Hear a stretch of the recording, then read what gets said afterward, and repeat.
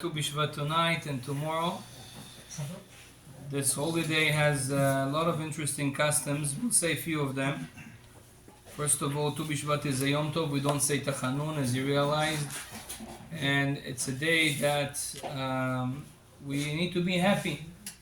Just because it's a holiday, you don't go to a cemetery because it's almost a Yom Tov. On Tu biShvat considered Rosh Hashanah La'ilan. According to some opinions, it has mamash a significance of Rosh Hashanah.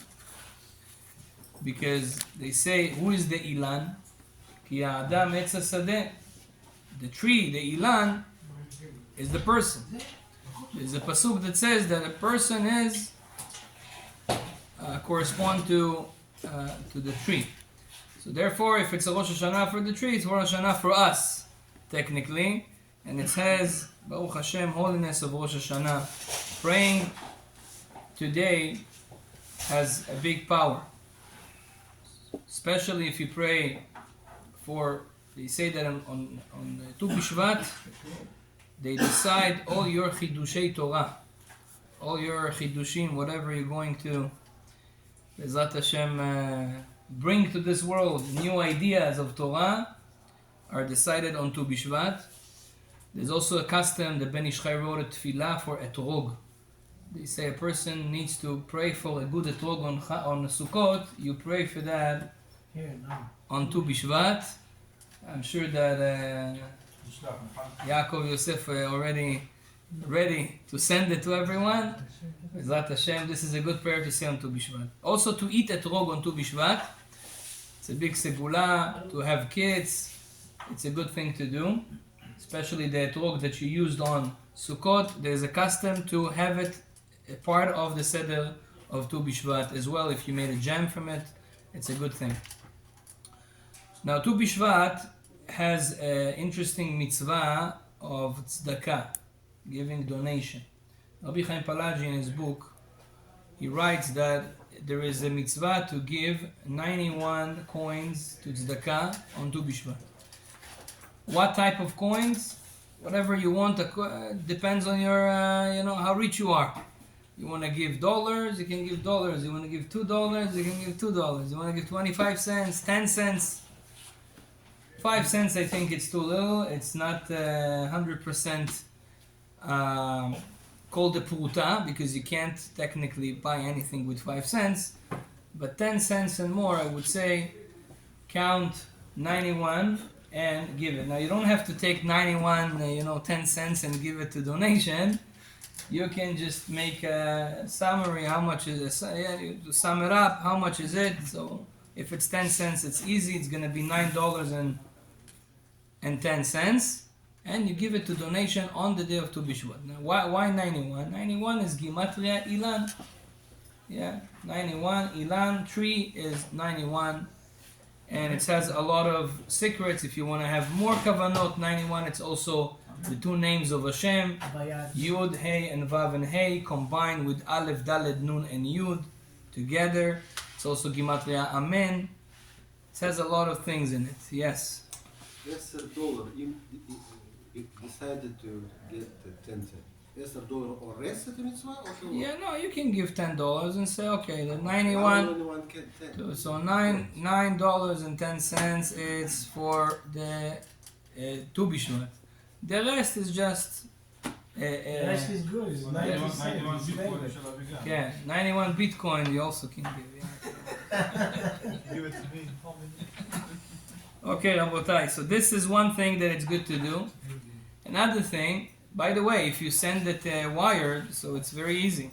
You just make $9, 10 cents, or 25. I don't know. I didn't do the calculation, but if you do 91 coins and 25, if you can make the calculation, it's gonna be nice. Another thing, on Tu biShvat, the main thing that we do, we eat fruits. So there's a lot of fruits in the market. Some people do the tikkun. There is a book called Pri Etz Hadat. It has a whole Kabbalistic tikkun based on the book Chemdat Yamim.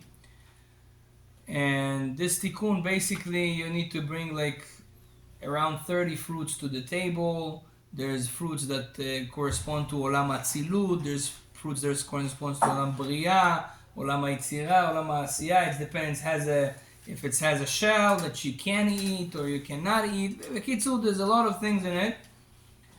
But the simple thing that I think everybody should do, it's what either Rabbi Chaim Palaji says or what Rabbi Tzadok HaKohen Milublin, if I'm not mistaken, says. Rabbi Tzadok HaKohen or Achozeh Milublin, they say that the minhag is to eat any 15 types of fruits, if you can make it.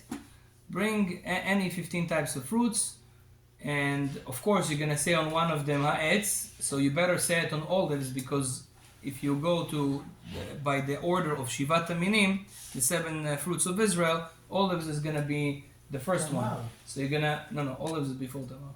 So you're gonna make ha'etz on olives, and then the rest of them you just eat them without it. Now the Rabbi Tzadok, he says you should read before every fruit you eat. You should read one of the Shira Ma'alot. There's 15 Shira Ma'alot on. I think it starts at number 116 all the way until 130. Yeah, Teilim. Shira Ma'alot, Shira Ma'alot, Shira Ma'alot. So you say Shira Ma'alot, you eat one fruit. You say another Shira Ma'alot, you eat another fruit. Now, so he says 15 fruits like that. This is one option you can do. What Rabbi Chaim Palaji says, this is what I usually do. He says on Tu biShvat, it's good to seat the whole family. You can do it tonight or tomorrow until sunset. You have also time. All the family sits together and you try to bring as much as fruits of Israel that you can. But bring brachot and do the brachot by your order. So you start with mezonot. So take a cookie or something like that. And who says the bracha on mezonot out loud will be the balabai, the father. Because he needs mezonot, he needs parnasah, right? So he makes the bracha on mezonot and he has in mind that Be'ezrat Hashem, because of this bracha, he will have good parnasah. Then the wife will do the bracha on the wine. That's the second bracha. Yeah? Because it says in the pasuk, Ishtecha kegefen poriya. Your wife is like a gefen. Yeah? Like wine. She becomes better every year. Right?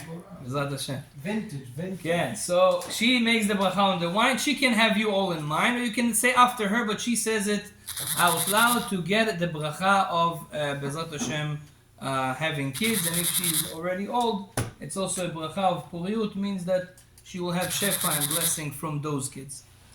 Then, if you have boys, you tell the boy to make bracha on the olives.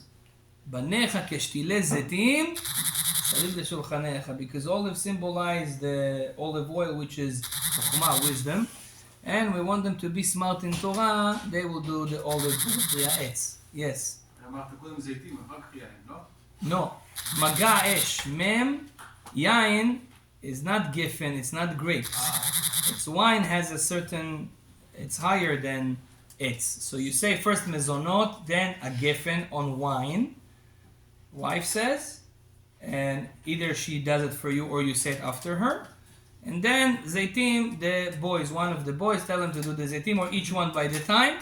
They do the zaitim, and then the girls, you give them to do it either on pomegranate, to do ha'etz, or on shkedim ve'egozim. Egozim, walnuts.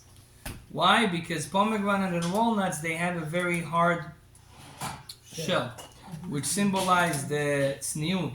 Kol kvuda bat melech pnima symbolize the modesty. And that's good for them, Be'ezrat Hashem. And then you can eat more fruits and enjoy and say Divrei Torah. You elevate neshamot at that time. It's a very important day. And if you have a fruit that you don't have it all year and you have it only now, you can maybe say even Shechianu. על האתרוג. באופן עקרוני זה צריך להגיד. אני חושב ששינה צורתו לגמרי, אני לא יודע אם... איך אתה אוכל אותו, הוא קצת כמו לימון. אני לא יודע, אני מסתפק בדבר הזה. אוקיי. מברכים אחד אחרי שני, אז צריכה להיות כוונה שלא יוצאים את אף אחד לידי חובה. גם אלה ששומעים, גם הוא... So it depends. You decide. If you want to say the bracha for everybody, and so you have to tell everybody to have in mind that you do it for them. But if not, I would say just do your bracha. כן. You do, נכון, you make your bracha, and then they make the bracha as well. Okay? So tell them to not have in mind that you fulfilled the obligation. נכון. So that's the right way, and Be'ezrat Hashem, Tu biShvat in general, it's a day of prayer, רבותיי. Take advantage of that. התבודדות, speak to HaKadosh Baruch Hu. What you can get in Tu biShvat, it's big things. ברוך ה' לעולם, אמן ואמן. כן.